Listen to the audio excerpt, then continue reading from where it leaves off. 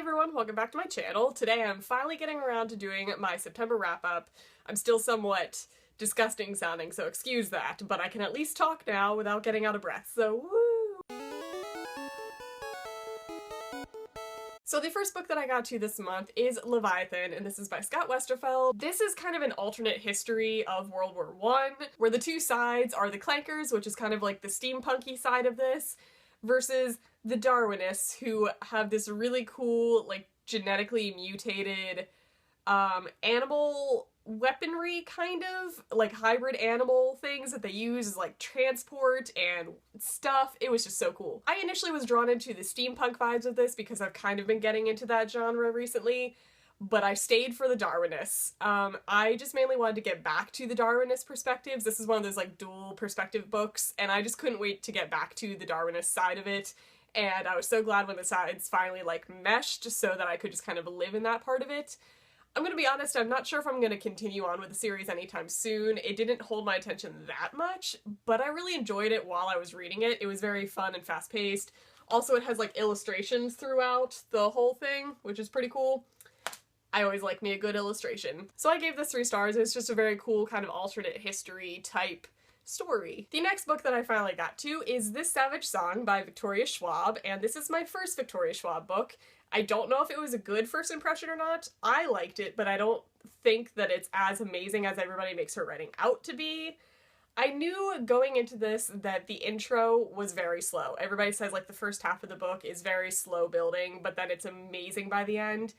And I agree with that. And I think that the slow world building was kind of necessary to set the tone for this story. It reads like a dystopian, and it's been a long time since I've read a dystopian story, so I kind of needed that slow-paced world building to get me back into, like, the mindset of that. This is set in a world where monsters are very real. There are 3 types of monsters that are created from our humanity's sins, and I just thought that concept was so cool, and each type is kind of for varying, crimes that, based on their severity, is the monster that they create.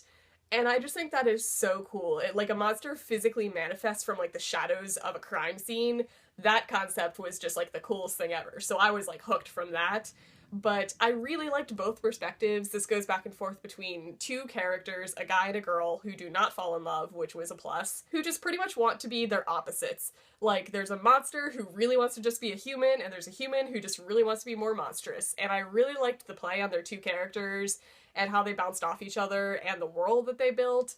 The only issue that I have with this is I wish that I had read it closer to the release of the next one, because I feel like I'm going to forget so much by the time the second book in this duology comes out that I won't be able to appreciate it. So I'm assuming I'll have to reread this.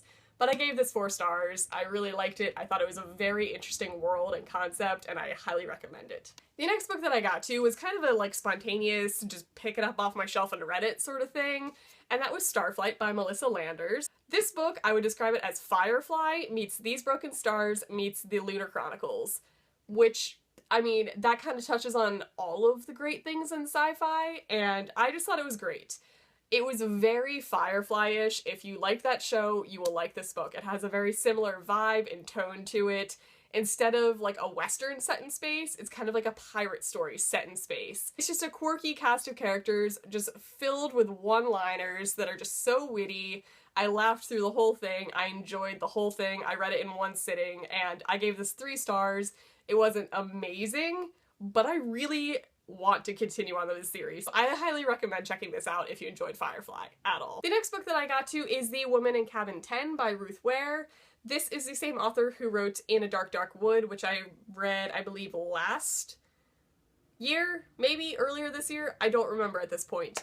But she's an adult mystery thriller writer that I randomly came across in A Dark, Dark Wood and kind of really liked the writing style. This is the next book that she came out with, and it had a very similar vibe, but it was just kind of meh for me. I feel like a lot of these, like, mystery thrillers where it has kind of an obnoxious protagonist, I don't really connect with them very well, and all of those stories start to, like, blend together in my mind, so nothing about this really stood out to me, unfortunately.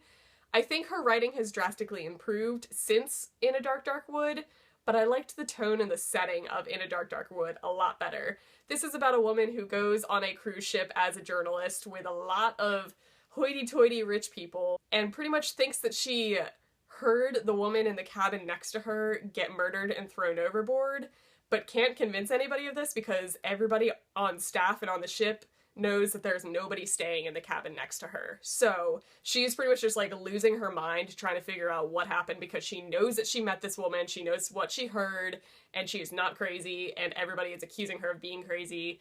So it was just kind of a menagerie of craziness, and I gave it 2 stars. It held my attention for the time that I read it.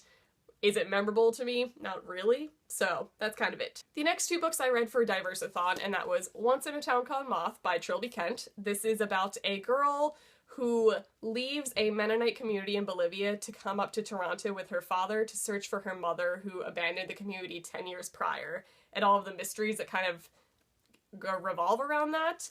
And I also read Middlesex by Jeffrey Eugenides. This is about a Greek-American hermaphrodite who traces his family ancestry to pretty much figure out how his genetic mutation happened. And it's just a slew of like family drama. It goes through 3 generations of his family, and you really learn a lot about his culture and about his sexual identity and gender identity. Both of these books I read for Diversathon, so if you want to hear my thoughts on both of these more in depth, I will leave that video linked down below. The next book that I got to is Dumplin by Julie Murphy. I gave this book 3 stars. I thought it was adorable. I loved the cast of misfit characters and that it kind of fits that atypical protagonist type where it's kind of a bigger girl trying to enter a beauty contest in Texas who is a huge fan of Dolly Parton, and all of the misfits in her high school kind of follow suit. And I thought it was adorable and lovable, and I laughed through the whole thing, but I don't think it was that memorable. I feel like it's a very stereotypical, fluffy, contemporary read. Nothing about it really stuck out to me, to be honest, and I know that's kind of a controversial thing because a lot of people love this book, but I don't think it really held its own. I think it had a lot of hype for me, so maybe I went into it with really high expectations. I thought it was enjoyable, I just didn't think it was amazing, so sorry. The next book that I got to this month was probably the biggest letdown that I had of this month, and let me explain why. That book is The Problem with Forever by Jennifer L. Armentrout. Okay, Little Miss Armentrout is one of my auto-buy authors now. Ever since the Lux series happened, I will pick up anything by her. I've read all of the Lux series and all the spin-off books from that series. I've read her new adult stuff under the, what's her name, J. Lynn, under that pen name. So when I heard that she was coming out with a contemporary YA, I was so excited because I just eat her writing up. This book was not good. I may have gone into this, again, with high expectations, but I could not get over the fact that this book was essentially Step Up, the movie, minus the dancing, plus some PTSD aftermath, which didn't bode well with me because there were literally little minute characters and plot points that were exactly out of the movie Step Up. That's all I'm going to say about it so I don't ruin anything for you guys. This is about a girl who grew up in a really, really abusive foster home, and she witnessed some terrible things, experienced some terrible things, but she got through it because of her friend that is also in the foster system who happens to be a boy. She gets out of the system, gets adopted into an amazing family, goes through therapy, and finally convinces herself to go to public high school. And, of course, the boy that she was with is in this public high school, and he draws her out of her insecurities. She's kind of mute, and she finally finds her voice. It's one of those stories. I don't think anything was necessarily wrong with the story, except for the fact that Puerto Rican is not a language. That really irked me. Instead of just saying Spanish, they kept saying Puerto Rican, and that is not a language. But all in all, I think the story was good and wholesome. If I were younger, I probably would have taken more away from this, have I not read other similar, more impactful stories like this. But it was just a huge letdown because her writing is normally candy to me, and it was a struggle for me to get through this one. So I only gave it 2 stars. It has a pretty cover. Next book that I got to is Empire of Storms by Miss Sarah J. Maas, and I don't think I'm gonna get into much in this video because I asked you guys and a lot of you want me to do a book talk about this, and I think that I need to so I can do justice to my thoughts about this. I gave it 5 stars. The series is just drastically improving. Are there plot holes and tropey type characters in it? Yes. Am I loving every single minute of it? Yeah, I am. So stay tuned for a book talk about this because I'm just now starting to annotate it and kind of go through it again to like acquire thoughts. And it's just bringing all of the feelings back. So stay tuned for that. The next book that I got to was part of a Love and Dead Books booktube tour, and I am so excited that I got a copy of this book. And that is Dark Horses, and this is by Cecilia von Zigasser? No clue. I made a lookbook based on this, which I will leave linked down below if you guys want to go check out a cool, like, riding horsey montage video that I made. This book is, like, right up my alley. I apologize to everybody else who got this, who had different expectations going into it, but I feel like you won't fully appreciate this book unless you're, like, a legit horse person. I went into this having very low expectations, and that sounds harsh, but this is the author of Gossip Girl. So when I heard that she was coming out with like a horse book, I was like, eh. Because I'm gonna be honest, as a horse girl, I read every horse book that I can get my hands on, and every single one is, oh, they're god awful, guys. It's the same story every single time. It's like damaged girl who can't connect with anybody and has a really dark past meets a damaged, abused horse that nobody can get near, nobody can ride, and she can magically ride and bond with this horse, and they win the race or they win the show jumping tournament and ride happily into the sunset.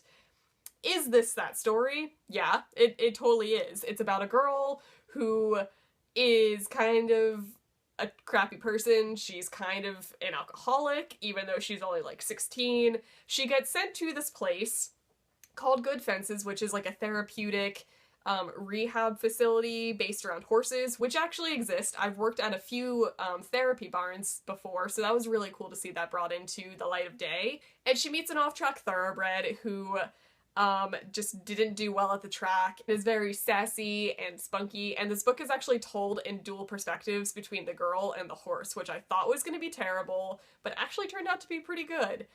This book won me over as soon as I could tell that the author was a legit horse girl. Like, everything that she talked about in this book is accurate. She brought up real name brands, she brought up real gates and showgrounds and like jumping courses, and it was probably overly detailed for people who just kind of wanted a horsey type story, but not all of the nitty-gritty. But for people like me, I loved every single second of it. It's really dark and it's not exactly a happy story, but the fact that it was so equestrian friendly just made me so happy. So I gave this 4 stars. I highly recommend checking it out if you're a horse person. If not, give it a go, see what you think. It's at least a short book. So I will leave the lookbook for this book down below if you guys are curious about checking it out. The last book that I got to this month is The Forgetting by Sharon Cameron. This is about a town where every 12 years, everybody in the village loses their memories. So they have a book that is essentially strapped to their being that they record all of their truths and everything about themselves and their family and their lives so that when this forgetting happens, they can literally relearn who they are, who their family is, who their children are, what they do in life, which is kind of a terrifying concept considering that this brings up the concept of people who choose to forget things that happened, as in if you want to leave your wife and family, you can kind of alter your family's books and write yourself out of them and destroy your own book so that when this forgetting happens, not only do you kind of have a get out of jail free card, you don't even know that you did it. So there's not even guilt associated with it. So obviously there's some messed up things that can happen, and because of that, this book sparks so many thoughts. This is just one of those thought-provoking books that you just start to think about, like, what if? Like, if I lived in this town, what would I do? How would I handle it? And this book follows a girl who has gone through one forgetting and actually didn't forget. That was the intrigue of this book. And then we hit the plot twist halfway through, and I'm not going to say a word about it. I'm not going to give any spoilers or whatever. But this book went from really intriguing, like, Hunger Games type vibe. It reads very much like a Hunger Games type book, where you're in kind of a primal town that has boundaries and walls and an overseeing government that doesn't treat them very well, and you're not allowed to leave the town. So it has kind of a Hunger Games vibe. But then we hit the plot twist, and it does a 180, and it took me completely by surprise. Like, I kept trying to figure out what was going to happen and why this forgetting happened. When it was revealed, I was like, whoa. This book just completely changed its genre on me. That's all I gotta say. So this was such an awesome read. I highly recommend checking this out if that at all sounds intriguing, because you will fly through it. So I gave this 4 stars. I loved this book. I feel like I'm going to read everything by this author at this point. And that's everything I got to this month. I believe that's 11 books, so that's pretty average for me. I'm way ahead of my reading challenge, so that's hunky-dory. Leave in the comments what you guys read this month, what your favorite book was this month, because I like knowing what you guys are reading. So stay tuned for my Empire of Storms book talk. Also, I'm going to be having a giveaway probably sometime this week, so stay tuned and subscribe for that if you're interested. And I hope you guys are reading some amazing books, and I'll see you guys in my next video.